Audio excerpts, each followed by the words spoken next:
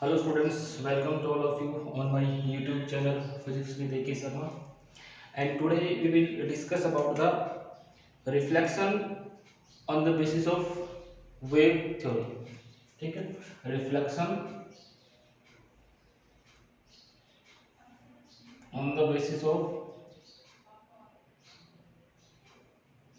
wave theory. भाई wave theory में हमने क्या पढ़ा है कि हाइजन ने हमें ये बताया है कि लाइट जो है वो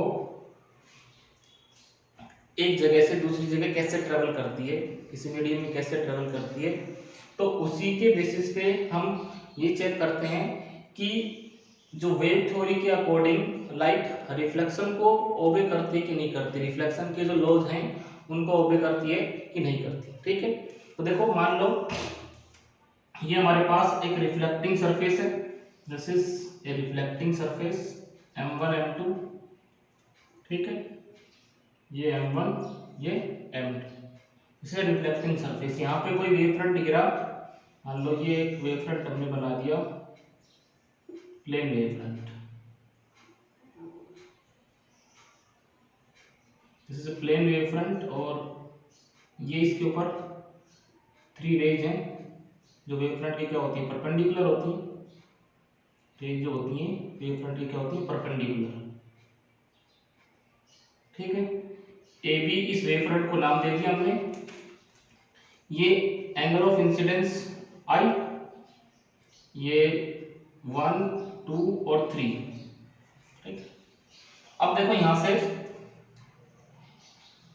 हर एक point on the given wave front, each point on the given wave front act as the source of new disturbances. तो यहां से एक सेकेंडरी वेवलेट निकलेगी और टी टाइम में कितना डिस्टेंस ट्रेवल करेगी, टी टाइम में ये यहां से चली और टी टाइम में मान लो ये यहां पहुंच गई।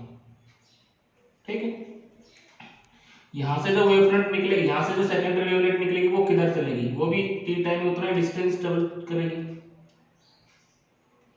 ठीक है, और ये हमने थोड़ा सा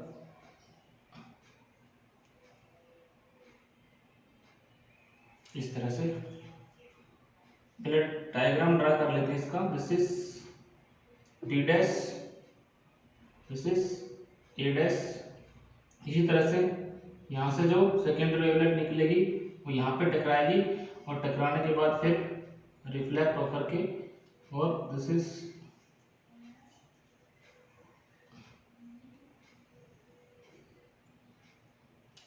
ठीक है, this is reflected wave front,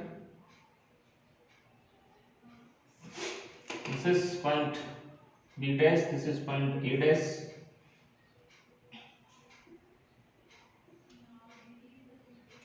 ये इस तरह से। ठीक है, तो अब यहाँ पे इसको समझते हैं कि कैसे हमने ये रिफ्लेक्टेड वेव फ्रंट ड्रा किया। दिस इज आर, अगर यहाँ पे मैं नॉर्मल ड्रा करूँ, नॉर्मल और रिफ्लेक्टेड रे के बीच में एंगल आर, नॉर्मल और इंसिडेंट रे के बीच में एंगल आई। ठीक है, तब लिखते हैं let us consider a plane wave front, a plane wave front A B incident at an angle I on reflecting surface m1 m2। ठीक है, ये भी प्लेन वेव फ्रंट है और ये कितने एंगल पे गिरा, इस रिफ्लेक्टिंग सरफेस पे ए बी एंगल पे गिरा। ठीक है बेटा, अब यहां से देखो 1 2 and 3, 1 2 and 3 are the rays perpendicular to the wave front AB। ठीक है, ये रेज है जो इस वेव फ्रंट के क्या है, परपेंडिकुलर है। So according to Huygens principal,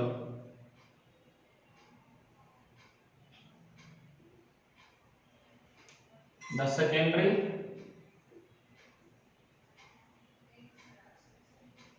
wavelets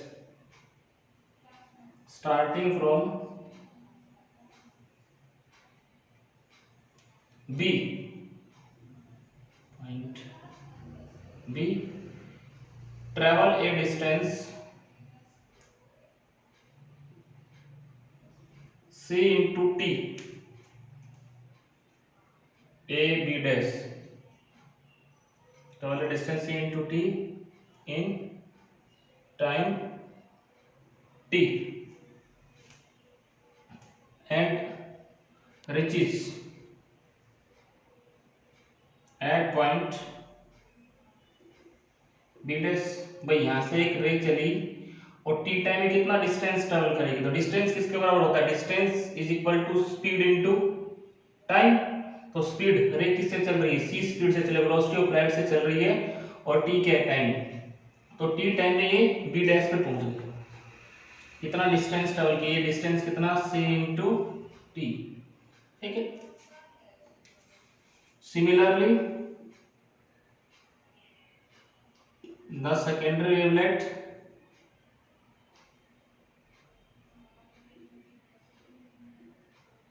wavelet emerge from point A, travel the same distance C into T, this is AA dash, AA dash in time T, and reaches at point A dash। तो यहाँ जो secondary wavelet निकलेगी वो भी कितना distance travel करेगी, वो भी C इंटू टी, ये डिस्टेंस कितना होगा C इंटू टी, और कहाँ पे A डैश पे पहुंचेगी, ठीक है बेटा। तो यहाँ पे देखो A B को सेंटर मान करके और B B डैश को रेडियस मान के एक आर्क ड्रा कर दो, ठीक है, बाय अज्यूमिंग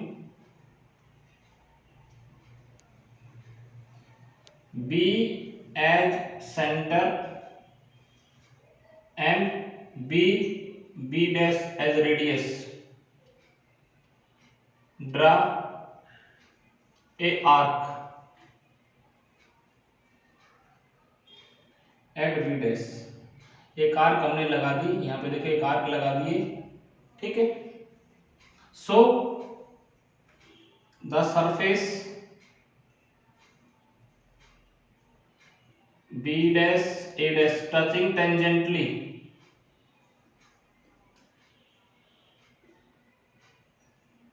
ये सरफेस इस आर्क को टेंजेंटली टच करते हुए जा रहा है, B A dash gives the reflected wavefront, reflected wavefront। बेटा इसको मिटा रहा हूं ऊपर से, reflected wavefront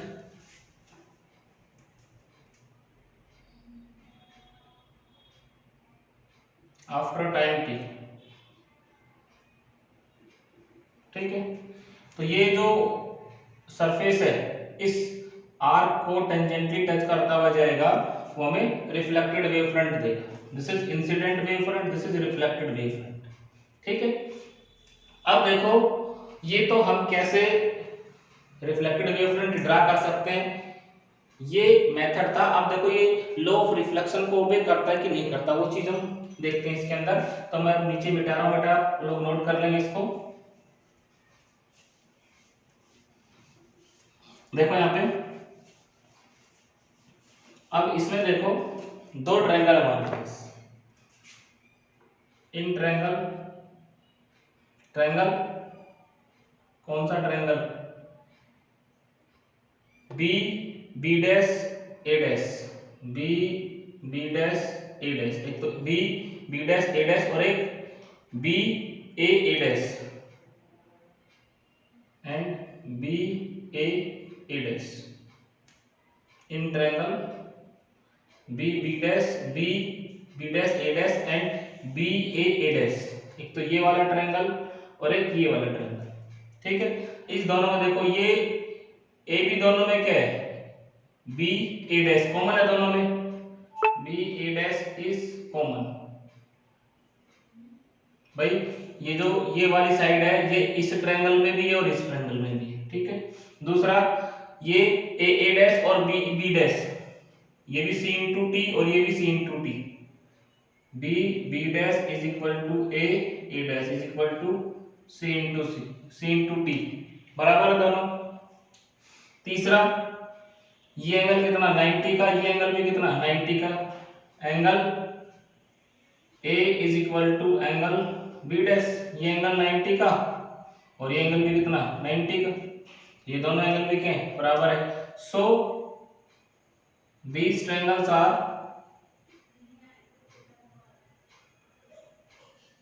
congruent। कैसे congruent ट्रायंगल्स हैं। सो ये एंगल आई किसके बराबर होगा, एंगल आर के बराबर। तो ये एंगल और ये दोनों एंगल क्या होंगे, बराबर होंगे, ठीक है। तो this is law of reflection, this is reflection. भाई angle I is equal to angle R, ये किसमें होता है, लॉ ऑफ रिफ्लेक्शन में होता है। इसका मतलब जो वेव थ्योरी के अकॉर्डिंग जो वेव फ्रंट का जो कॉन्सेप्ट हाइजन ने इंट्रोड्यूस किया था वो क्या करता है, रिफ्लेक्शन की लॉज को ओबे करता है, ठीक है बेटा। तो इस तरह से हम रिफ्लेक्शन को प्रूव कर सकते हैं, किसके बेसिस पे, on the basis of wave theory, ठीक है। तो बेटा आप इसको नोट कर लेंगे, एग्जाम में पूछा गया है 2-3 बार, तो आप इसको अच्छे से एक बार याद कर लेंगे। अब देखो ये तो था रिफ्लेक्शन, अब हम करते हैं reflection on the basis of wave theory. तो मैं इसको मिटा रहा हूं बेटा।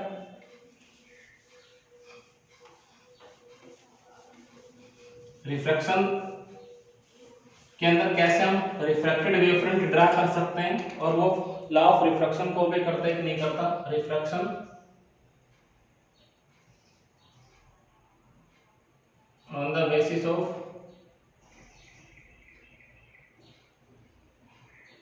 wave theory।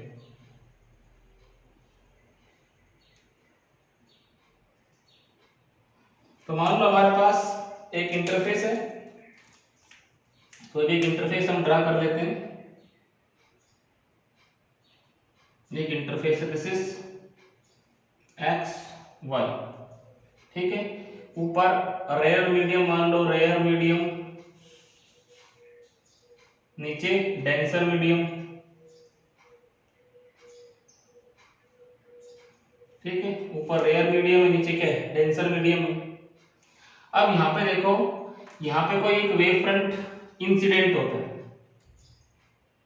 ठीक है। तो एक वेव फ्रंट हम प्लेन वेव फ्रंट ड्रा करते हैं, दिस इज एक प्लेन वेव फ्रंट यहां पे गिरा, दिस इज